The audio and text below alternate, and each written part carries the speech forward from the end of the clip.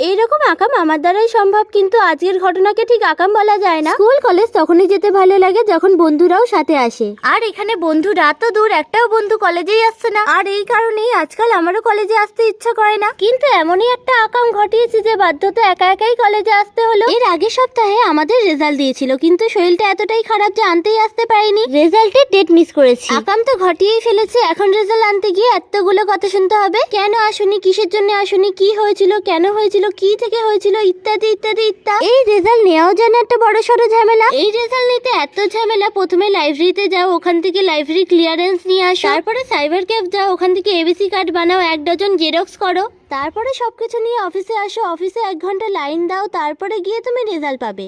Result নেওয়ার জন্য এত খাটাখাটি ছুটোছুটি করলাম, কিন্তু কপালটাই ফুটা, অফিসে রেজাল্ট দেওয়ার লোকটাই আসেনি। আমার সব খাটাখাটনি বৃথা হয়ে গেল। আজকে এত দৌড়াদৌড়ি করলাম, কিন্তু আজকে রেজাল্টটাই পেলাম না।